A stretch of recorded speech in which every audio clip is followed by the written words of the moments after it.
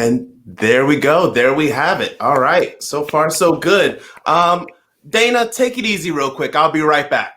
Sure. And oh, wow. We have the whole Okay, this is great. This is great. I'm so excited. All right. Let me start by saying, welcome to the Tenderly Talk Back. Allow me to introduce myself. My name is Davon Williams. I am a host of a little internet show you call The Receipts, in which we pretty much just look for places where we look for problems, figure out solutions, and create actionable items. I think we can do a little bit of that here. So let's start. First things first, Tenderly Talk Back Part 1. This is Part 1 because we're doing the show 2 times, and tonight's topic is anti-detention. But before we get into that, ladies, I would like to know, what do you think? Whew. That's how I feel. Yay! They did it! Yay! No, I thought they did an excellent job, and I've seen the show so many times, but watching it this time, it was just so heavy in so many places and so tender. It's such an appropriate title. I told you this so many times. Yeah, I'm very happy. All right, Miss Playwright, tell us what inspired this. Oh gosh, so many things inspire. I mean, like real life, it's very heavily based on myself and my relationship and my family. I'm from a multicultural, my parents are from, my dad is Iranian and my mom is Swedish. So a lot of the themes and conversations in this play happen in my home. So that was kind of what inspired it. And then also I'm in the US on a visa. So a lot of the immigration stuff that is talked about are things that I think about every single day. Every single day. Every single day I wake up and I'm like, immigration. No, I'm just kidding. All right. Here. Matter of fact, this is a good one for both of you, because I always love when you talk to the creative team, when you talk about vision. It's always fun getting the playwright's version and then the director's version and how it funnels through. So let's talk about this. Question number 1. What do you want us to take away from this play? More than anything. I knew she was going to do that. I like waited for 1 second and I was like, no. For me, I think it's a couple things. I think in a normal, everyday, not 2020 world, what I would love people to take away from this is that, relationships are complicated. They are happy one minute, sad the next, and it's not site specific. It's just a human experience. And I think that Ida's done a great job of showing the human experience and showing that one minute you're so in love with somebody and the next minute you just really want to wring their neck. And I thought that was so wonderful. So that's the first part of it. And then the second part, we are in a 2020 world and we're in a COVID world where, relationships have been tested because of, too much togetherness or, political affiliations. And I think it's a way for us to sort of examine who we are as people, who we are as a culture, who we are as a community, and where we sort of fit in all of that. And what I loved about this story was the idea that we may have the same, the things that make us very similar are similar, and the things that make us different are very different. And if we don't acknowledge those things, and if we don't embrace our differences just as much as we embrace our similarities, we're never going to succeed. That's real. I get it. So that's what you were writing, correct? That's literally everything that you... Yes, that was so eloquent. I feel like there's nothing else for me to say, really, after that. I actually have a question for both of you, and I love... This is why... She's going first this time. Hey, the rules are the rules. You know how this goes. So either you're first one up. I love diversity when it comes to playwriting. And this is why. I think about that visa moment between Will and Elena. Elena, yeah. All right. Sometimes, what is it? I had a friend who had the same spell. She's like, it's Elena. And I'm like, okay, cool. No, right. I totally get that. My name is Ida. So I get Ida. I get that every single day. And my name is 3 letters. And I'm like, how hard can it be? I feel that as well. I'm sure. I get Donna all the time. I was just going to, I get Donna. All the time. It's 4 letters. This is I'm relating to this because you know, I knew you like Davon, Devon, that good. We're bonded. I want to know more about the centering of will, because whenever I see a lot of plays written by women, you capture that moment so well of, I know you're going through something, but as a man, and I don't know if it was on purpose or if it was something subliminal that you've experienced. I mean, both yes and no. I think as women in general, like that's something that we experience a lot. But I think for the sake of this, I actually, my mentor whilst writing this play was Lynn Nottage, which is, you know, she's one of the most incredible playwrights Absolutely ever. And she's so smart and she's so empathetic. And she was someone who actually caught it and said, you know, you have to, when you're writing, you have to be both parts. Like you have to be both characters. So I came from a place of like, okay, well, because when I wrote it, Alina is the character that I based on myself. So when I read this play, that's who I'm like, this is me. And so I naturally was more, you know, leaned empathetically towards her a little more. And, you know, in those moments, I was like, okay, well, you know, Will is also feeling something, and how would he phrase that? And it just kind of happened. And when it then was read out loud, I was like, oh, wow, this is so real. This has been said to me so many times. Like, okay, but as, you know, this is how I'm feeling. And it's like, okay, I get it. But yeah, I think it just kind of happened very instinctively because they both have moments where they're kind of unable to empathize with the other person because of what they themselves are going through. And I think that's so inherently human. Because what is going on in our own lives is, you know, it's always number one to us. And it's hard to put ourselves in other people's shoes. So yeah, that's kind of where, I don't know if I just answered that question. Oh, you did. But, You did. oh, good. And also, before we go any further, I would like to say we got some compliments here. Congratulations to the cast and crew. That was beautifully done. Thank you for that. Very proud of you, Ryan Green. I can't help but wonder, do they know each other? That was amazing. That's some of the other comments. That was my brother. That's your brother. Oh, I know. So here's what I find also very interesting. This play is being done online on Zoom during the time of COVID. Was that the original plan? No, it wasn't. Actually, I'm in my third year at Columbia University. I'm getting my MFA in playwriting, and we had a single week of rehearsal for this play, and then we went into lockdown. So the first plan was, you know, we're only going to be in quarantine for 2 weeks, and then we're going to come back and we're going to perform it in April. That never happened. So then we were like, okay, we'll postpone it until the fall. That never happened.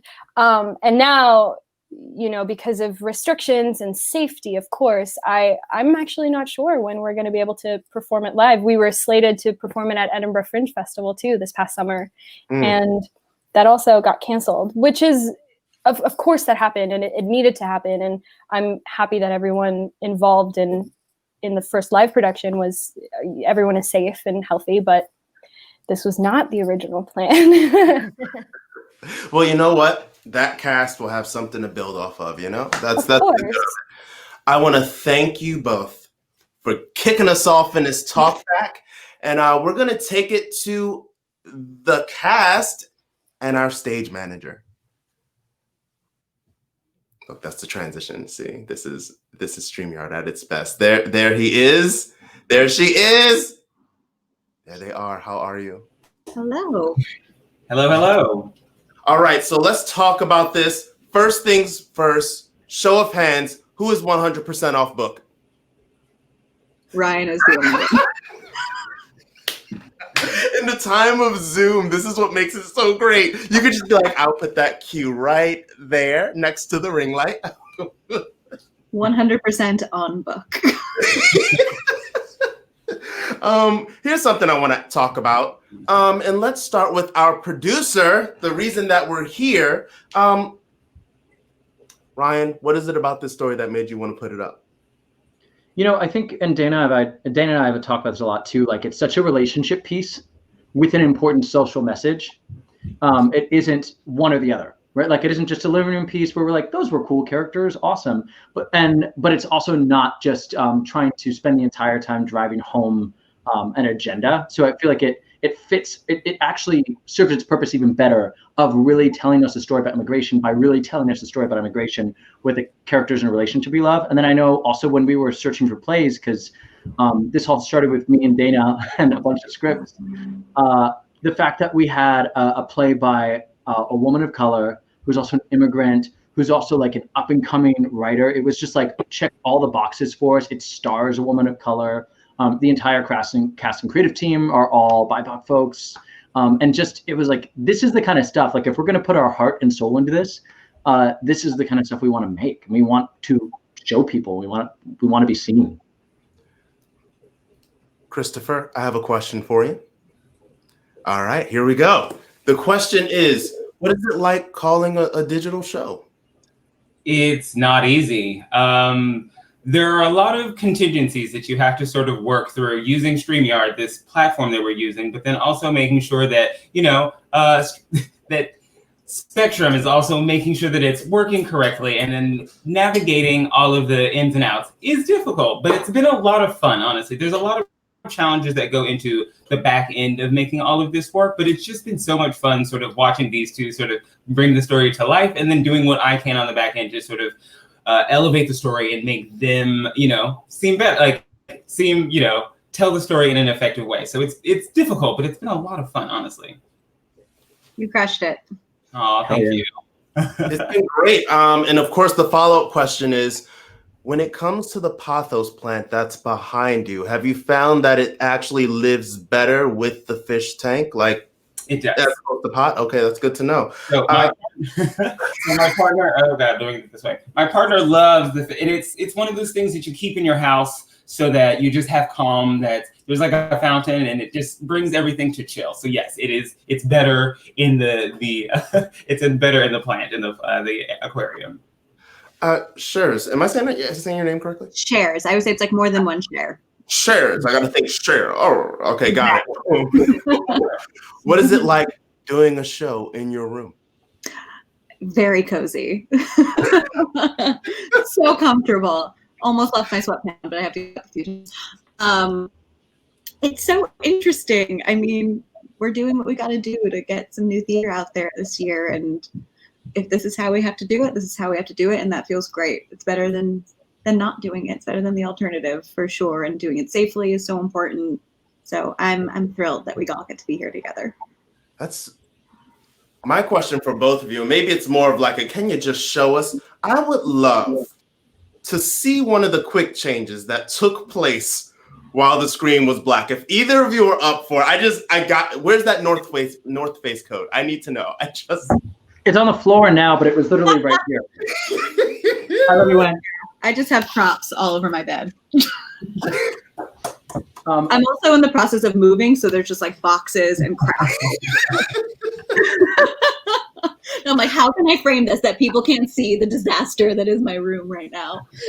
And things I'm going to appreciate when we're back to normal: costume designers, set designers. We miss you. Designers. Well, and in my space, this is all just being done in my living room. So I'll lift you up and you can walk, and you can see. I walk over here. This is one of the settings you saw a lot, and then if I really flip it around, there's the kitchen. Good. No. Don't leave that kitchen, because what I want to know is that spoon still in that pot? Because Will as a cook is not. I learned that from the show. He is not a cook. The shade of it. That's shady. Ryan's a cook. I guess Will didn't pick up on it. He said, I'm gonna fight you. And I don't know. I don't care if this thing, I knew that food was burnt that night. I forgot. I had to text my roommate earlier, who's a non-actor, normal human. And I was like, you're going to hear me yelling. It's just a scene. Please don't be worried. She was like, do you need like a safe word in case something does go wrong? And we landed on papaya. I also want to know, where are your housemates during this situation? Quarantined in a separate room. My roommate went out for the evening, but I think he's going to watch it tomorrow from his bedroom, which will be confusing. Ooh, Ooh, that's going to be an interesting sound situation. I've seen that a couple of times where the rooms are a little too close. Mm-hmm. Ryan, why New Sanctuary Coalition? You know, what's great is Shares might actually be able to talk on this better because she's the one who's connected with New Sanctuary. And we waited to pick the charity until we had the full cast and creative team because I didn't want to be the one to pick it and kind of put it on people. It's like, we're all doing this. This is a charity benefit. We're all donating our time for the benefit of this charity, you know. And I wanted us all as creatives, Christopher, Shares, myself, and Ida, to be able to make that decision together. So at our very first call, once we had the cast and everything set, we all brought in ideas, and Shares brought in New Sanctuary, and it was kind of a quick, yeah, obviously. That's great. If it's okay with all three of you, I would like to bring in a representative from New Sanctuary Coalition. Can we please have Andreas Jimenez? Okay. All right, Andreas, what did you think? Hi, everyone. I mean, I thought it was great. What really stood out to me the most was when the couple got into the arguments, and then that's where you see the backlash and the anger of, you know, the status and how stressful it is for someone who is in limbo, or someone who doesn't have status, or when somebody, you know, is waiting on a decision. That's like the worst type of stress that you can have. And then on top of, you know, regular life where you have, you know, if you're studying, if you're working, if you're, you know, if you have children, you know, the stresses of life don't stop. And, you know, immigration and someone who's undocumented or is in that limbo, it just piles on top of a person, and, you know, eventually, you know, you'll break. And personally, we all believe that the system is meant to break you, you know, and I think this is exactly what stood out to me. Speaking of breaking, if it's okay with the cast and crew, I would like to break into exactly what New Sanctuary Coalition has been doing and get more information about your work. Is that okay? Absolutely. Let's get this started. Hang out backstage. Y'all, I am going to talk with Andreas. All righty. First things first, tell us about the NSC and exactly what role you play in it. Absolutely. So New Sanctuary Coalition is a multi-faith, immigrant-led organization that believes no one should be deported. We support immigrants who are going through the system. We have programs like the anti-detention program, which I run. We have the Pro Se Clinic, and we have accompaniment program that are all systems that, you know, support immigrants that are going through the system and also empower them to be able to take on that fight on their own. We don't believe that, you know, we're there to cure the issues that they're going through. We're just there as a support system. We're there, you know, to give them the strength when they're feeling that anxiety, and we allow them to take full force and full responsibility on their life, because their life is on the line. A question I have for you is, knowing that NSC, New Sanctuary Coalition, is a faith-based group, with the work you're doing, I can only imagine how stressful it is. And I know in stressful moments like that, the question is always, what does faith look like for you? I mean, on most days, you know, the work really gets on me. I'll speak personally, because it feels like we're in the belly of the beast, you know, and, you know, immigration and ICE, the system itself works in darkness.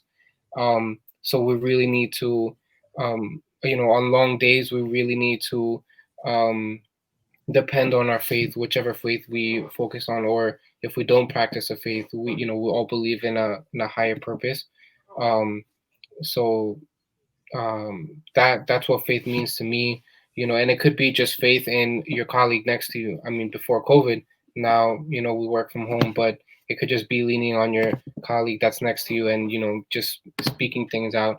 Or it could be taking a moment, stepping aside and just, you know, taking a breather, collecting yourself, finding that energy to continue to, you know, to fight for the good cause and fight for our community.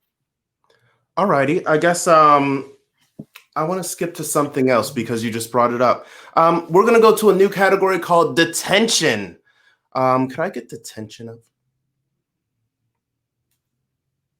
I'm sorry, anti-detention. There it is. Haha. So in 2020, here's some information from the NSC.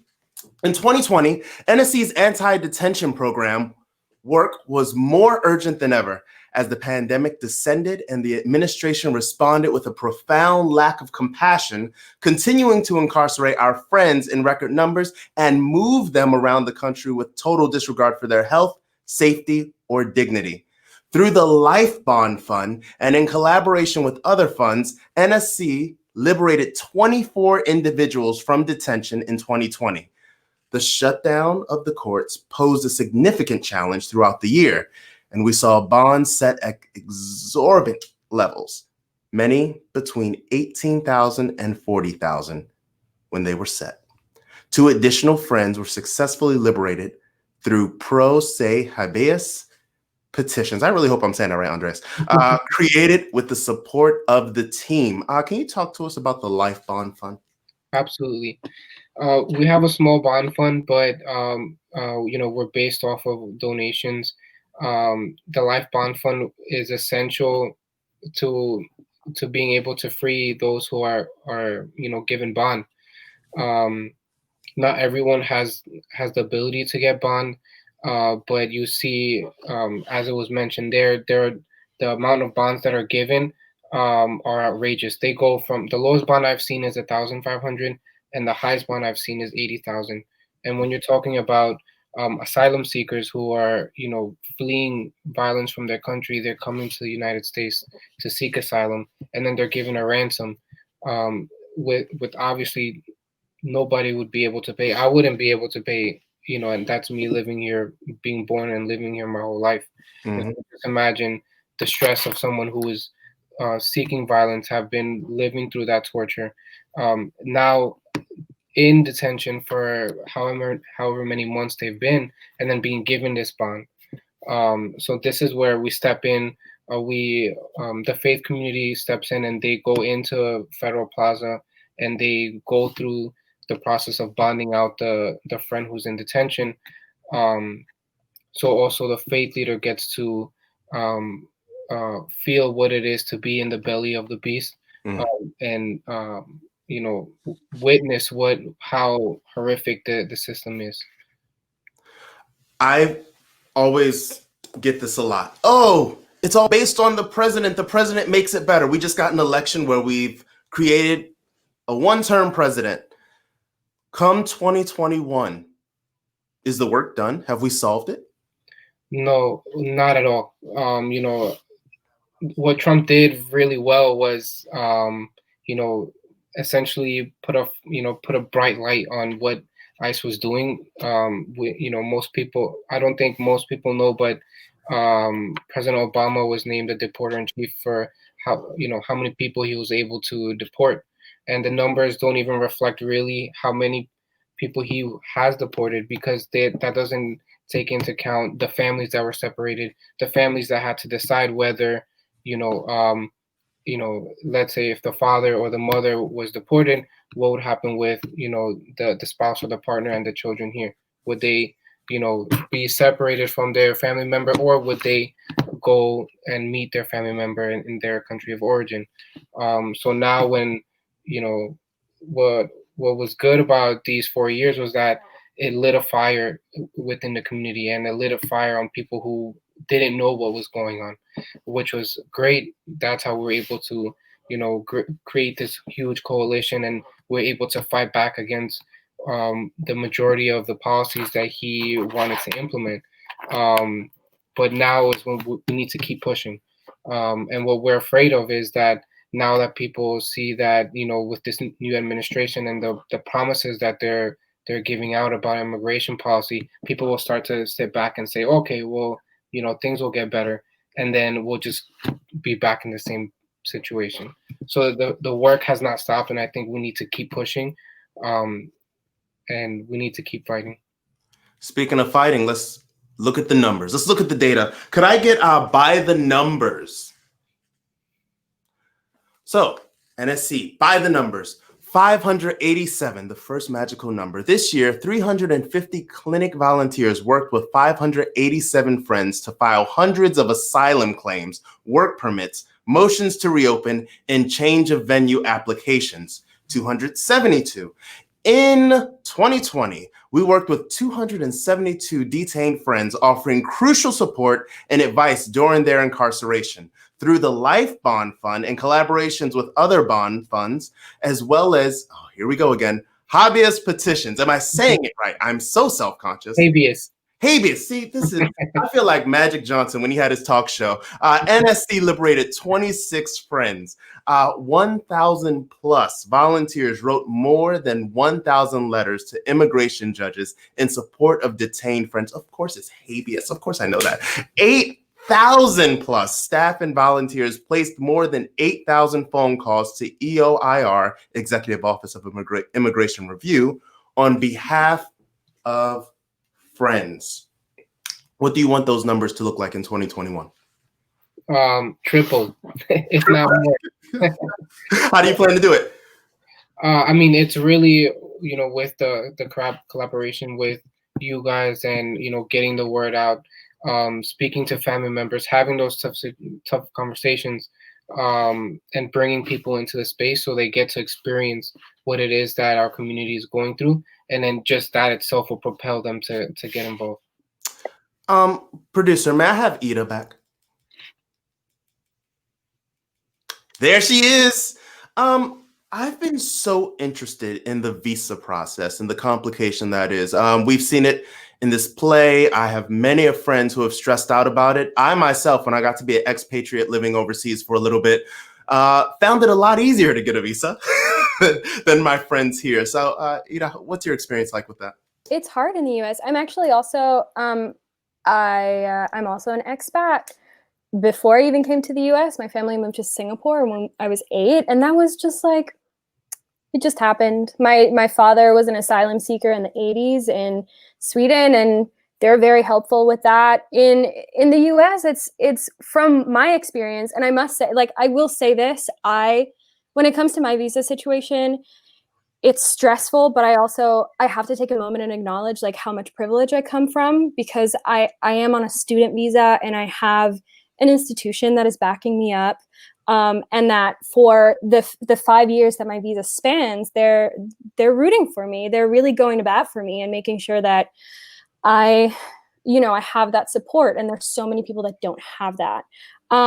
But from that standpoint, from the student visa standpoint, even there, it was a lot. Like I said, a lot of hoops, a lot of hurdles. I'm not allowed to work unless I'm employed by Colombia. Going in and out of the country is a lot. There's things that have to be signed every single year. There's just a lot of rules, and to really understand the rules, you really have to read the fine print. They don't really help you at all. You really have to help yourself. Which is why I think what New Sanctuary Coalition does is so incredible, because just lending people that support it's invaluable. It really is. What has the visa struggle been like for you, Andreas? Not for you, but working with NSC. There I go again. Well, we don't really do the visa support. We work mostly with asylum seekers who are go through the port of entry, so it's a complete different process. And just to speak on my experience, once someone is taken into custody and we get in contact with them, I run the hotline, so we get calls from all 50 states, at all times of day, different languages, different detention centers, different situations, different parts of the immigration process. So there'll be sometimes where someone will be granted an immigration bond and they're still in the removal proceedings, which is the beginning. So then, if we have the funds, we'll post a bond, we'll get them post-release support. Others come in afterwards once they're given an order for removal and they need help with an appeal. Or others, in the other extreme, there's a second form of an appeal that goes to the circuit court. And usually at that side, there aren't many or at all lawyers that are able to step in, because there's been so much paperwork and so much done already at that point that it just takes too much out of them to go through all that process. So that's where we step in, and we we support the friend as much as we can. If we can't do the work personally, we reach out to other organizations. Through the Pro Se Clinic, we work hand in hand with the volunteer attorneys there, to get the support that the friends need at the time. So it's a complete different process, but nonetheless, it comes with a lot of hoops and hurdles and a lot of barriers that we need to overcome. I set that question up horribly. I meant to say something else, but here we go, because you brought me to the next part. I want to talk about the hotbed of infections. Here we go. There was a report done called The Hotbeds of Infection, of how ICE detention contributed to the spread of COVID-19 in the United States, done by the Detention Watch Network. In this report, which we could pull it away, just blew my mind. That read from beginning to end is just, in the age of COVID, how has that complicated things for you? And also, what was your reaction to that report?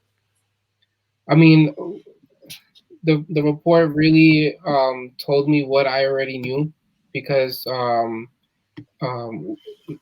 when we knew that COVID was here, we started blowing up. We started getting triple the amount of calls that we were getting initially, and all you heard was and you felt the panic and the fear of the friend that was calling us from detention. So in that report, it kind of triggered me, because it took me back to that time where we were on staff calls almost every day, trying to figure out how we can do the most that we can to help everyone in detention. We partnered with SPLC with the Fry Hat litigation, which was used to release those who are medically vulnerable to COVID. But even that is arbitrary, and it's submitted to the deportation officer. So even if you are medically vulnerable to COVID, the deportation officer and it has that say. And I've seen 80%, 90% of the time, even if we have all the evidence, or the friend has all the evidence to show that they're medically vulnerable, they say no. And we've seen the death toll. I think it's over 20 people that have died in ICE custody this year, which has been the most, and it's an exception. So and it's just hard to understand why people would want to do that to someone who's a human, who breathes like you, who eats like you. We all bleed the same blood, but and that's just my frustration. I want to bring back Dana, our director, and can I get the two actors back as well? That would be phenomenal. Oh, here comes that. It's almost a full house. Dana, you there? Ah, okay. Sorry. I want to talk about relationships, and I want to talk about Andreas. I want to start with you. You have to build these relationships and these bonds with these people that you don't know if you'll even see them the next day, within the next hour. You don't know what's going to happen to them. When it comes to the numbers, keeping it by the numbers, on average a year, how many people are you building these relationships with, and how many of them do you see get a happy ending? Roughly, I would say maybe like 150 people, because they consistently call, and then you get used to the phone numbers. So they use area codes that are similar. So then you kind of get a sense of who's calling. And as far as success rate, I mean, I would say maybe like 30%. ICE is really good at, the report spoke about transfers. So ICE is really good at retaliating against our friends. And, if a friend feels empowered and they want to advocate for themselves, once they know what their rights are, ICE just automatically transfers them away to a completely different state, far away from us than ever. And it just makes it that much harder. But what I could say, I mean, I've been speaking like pretty depressing, but what I could say is that I've met a lot of the friends that we've worked with um, after they've been released, and it's just like an amazing moment. Like I remember this one friend that his mother came to us, his elderly mother, she's 80 years old. She came to a community meeting. This is where we all get together within the community. Um, and she came in the wheelchair and she grabbed onto my hand and she started crying. And she told me, "Get my son out, please." And she would not let go of my hand for like 30 minutes. I was just there and she was just crying. So then that's when we stepped in. We worked with the NYU Immigrant Rights Clinic. We worked with our Pro Se clinic, and he was finally released. And you know, until today, he sends me pictures with his mother, and he's always thanking us. "Thank you for giving me, you know, another chance to be with my mother." Um, so I mean, those moments are like the highlight of our work, but it doesn't happen often. Um, and we're not able to put a face to the name or the face to the voice that we hear. Ida, there's a play called A Doll's House by Hendrik Ibsen, and your ending reminded me of it so much, where Nora walks out that house, ... ellipses. And this play ends with a hand reaching out. And it reminds me so much of the story that Andres just told us. Dana, Yes. in your vision for this show, when that hand is reached out, what do you think happens? Oh man. You know, I sort of harken back to what I said earlier. You know, relationships are complicated.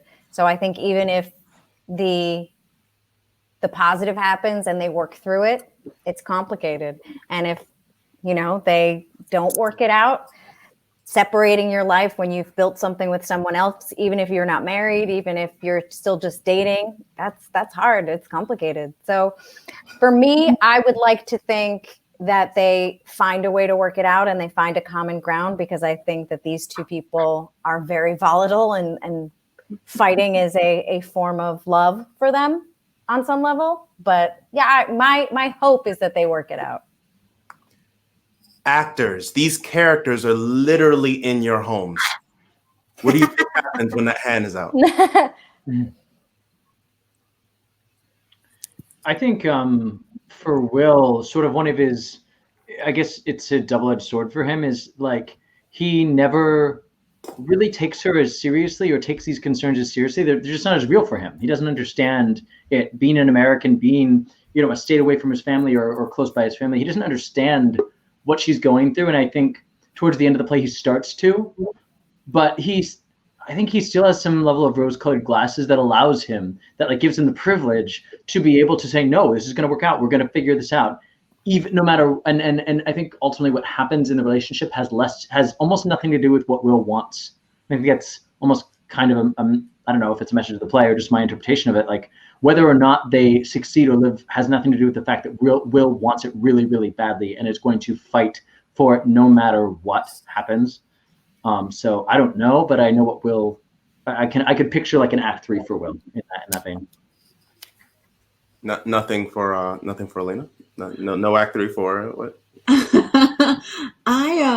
It's interesting. We were rehearsing that final scene one day, and we did it once, and then we took another pass, and I personally had like a much more emotional response to it, and we stopped and we talked about it, and I was like, oh, I realized that like maybe they don't stay together. Like that could be an option.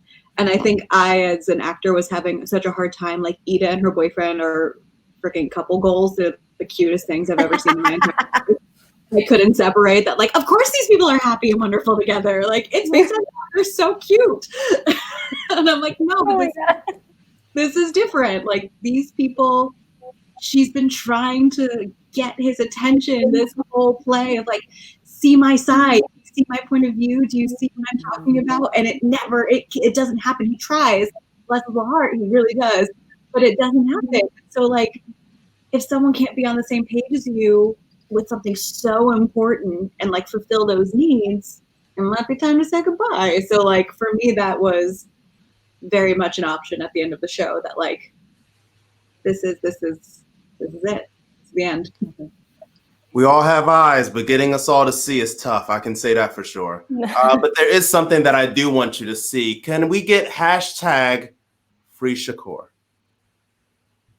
You don't already know, a legal United States citizen is being faced with deportation to Haiti. His name is Pascal Shakur Charpentier. He is a black Muslim American citizen and the son of a United States veteran. He is currently being held in an ICE detainment center that he's been fighting to get out of for months. He's being held there for a 30-year-old charge joyriding as a teenager.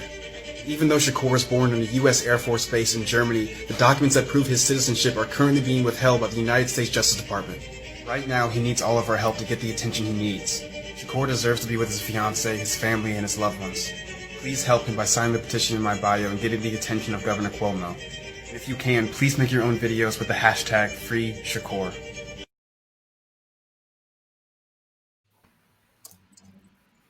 TikTok, man, gotta love it. I think I'm gonna join that bandwagon as well. When it comes to Free Shakur, can you tell us more about that, Andres? Yeah, so like the video mentions, Shakur has a criminal conviction. He surprisingly enough, it's so complicated. It's such a huge. There's so many revolving parts. But the detective who took down his statement when he was arrested was the detective that was involved with the Central Park Five. So he was convicted. He spent his time. He was released, and a few years later, that's when ICE goes to his house and picks him up in front of his wife and his family. Now he's in immigration detention. And ICE is withholding documents that would prove that he's an American citizen. He was born, like the video mentioned as well, he was born on an American military base in Germany, came to the US with his mother at 2 months old. He's never been to Haiti. He's never visited. He doesn't know the language. He doesn't know the country, nothing.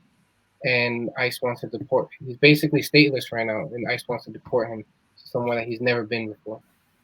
So that's why we created the petition with his defense committee and his lawyer, and we were urging Governor Cuomo to grant his pardon.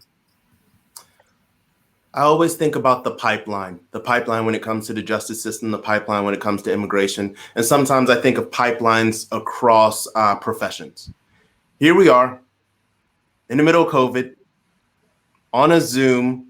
A bunch of artists have come together to tell a story.